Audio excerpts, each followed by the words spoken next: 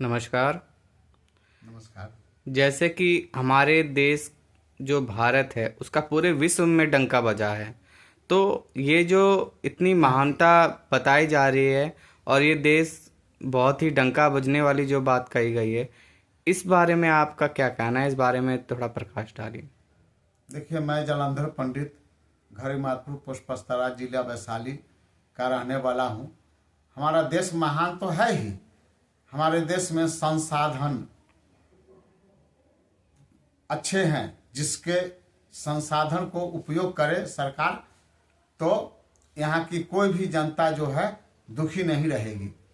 लेकिन हमारे देश के जो प्रतिनिधि, मंत्री और पदाधिकारी हैं, उनको पेट भरने से भी अय्याश के लिए पैसा चाहिए, तो उनको संतुष्टि नहीं है। हमारी देश की भूखी जनता वो भी संतुष्ट है, वो महान है भूखे रह के भी। लेकिन यहाँ के प्रतिनिधि, पदाधिकारी, मंत्री वो करोड़ों अरबों सैकड़ों करोड़ रुपया, हजारों करोड़ रुपया रख के भी उनको पेट नहीं भरता है। वो कैसे?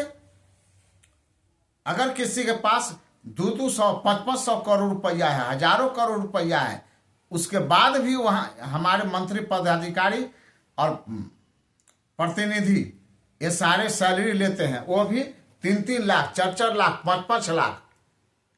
उनको क्या जरूरत है? उनको तो फ्री में काम करना चाहिए, देश के लिए, सेवा के लिए।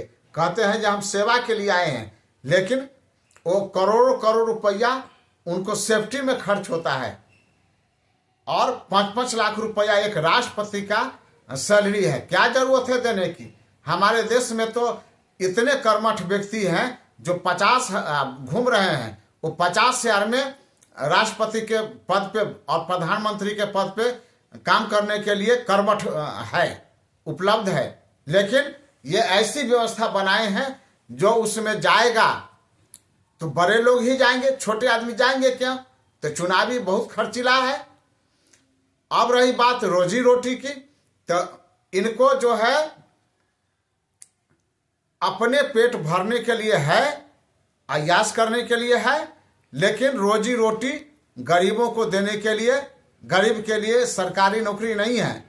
जो गवर्नमेंट में लगी हुई है, एक 4th क्लास का भी आदमी, तो उसको लाख रुपया सैलरी है। लेकिन अगर ये चाहे तो 20,000 25,000 में हमारी जनता सैलरी करने के नौकरी करने के लिए तैयार है, लेकिन उनको नौकरी पर नहीं लगाएंगे। जो भूखा है वो भूखा ही मरे, और जो है नौकरी में उसी के सैलरी बढ़ाएंगे, पेंशन बढ़ाएंगे और अपना पेंशन लेंगे। 10-10 बार जीतेंगे तो 10-10 रुपये का पेंशन चाहिए और सेफ्टी चाहिए। अब कहेंगे ये नौकरी कहाँ से दूं? तो नौकरी का संसाधन है, हमारे पास इतनी संसाधन है, नौकरी का सृजन अच्छा हो जाएगा, बहुत लोगों को नौकरी मिलेगी सरकारी। जैसे हमारे देश में जितनी भी भूमि है, रोड किनारे भूमि है, जहाँ पर झड़बैल वगैरह लगा रखे हैं, कीकर लगा रखे हैं, ये सारे कीकर को काट के और वहाँ पर फर्नीचर युक्त पौधे, जड़ी बूटियुक्त पौधे, कटहल के पौधे, जो बकरी को खाने के लिए बहुत अच्छा, उसका जो है इम्यूनिटी है बकरी पालन वाले के लिए, ये अगर लगाए और इसमें जो है अगर 15-20 हजार रुपया के भी गरीबों को, जो बेरोजगार है, नौकरी के दें, तो इनके पास लाइन लग जाएगा नौकरी करने के लिए। लेकिन ये गरीब आदमी को नौकरी नहीं देंगे, जो बेरोजगार है उसको नौकरी नहीं देंगे।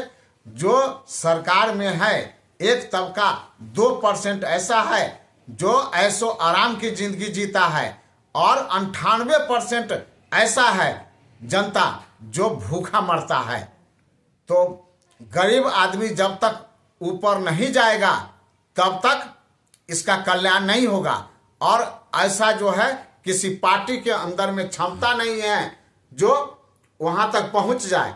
एक पार्टी है ऐसी, PBI, प्रोटेस्ट ब्लॉक इंडिया, जो 10 लाख से ऊपर, किसी 10 करोड़ से ऊपर सैलरी किसी के पास धन संपत्ति है तो उनको फ्री में सेवा करने के लिए तैयार है, लेकिन उसके पास पैसा नहीं है जो इनसे सत्ता हासिल कर सके। तो दुनिया, गरीब को तो गरीब ही रहना पड़ेगा, भूखा मरना पड़ेगा।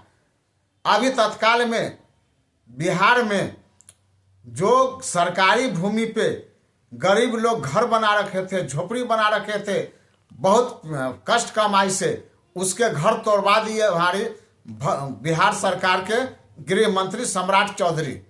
लेकिन अगर उसी पे अगर उनको सर्वे कर देते जो भाई जो जो गरीब आदमी घर बना रखा है उसको वहीं पर रहेगा और उसको घर वहीं पर बन जाएगा, या जहां भी सरकारी जमीन इनके पास पड़ा हुआ है या जिसके पास अधिक जमीन है तो उनमें से पट्टा काट के अगर दे देते तो समझते जो हाँ ये कल्याणकारी मंत्री हैं। लेकिन नहीं, ये तो बहुत दुष्ट आदमी है जो कि गरीबों का घर तोड़ दिया और उसको रहने के लिए कोई व्यवस्था नहीं दिया। अब इसमें क्या कहूं मैं। जय हिंद, जय भारत।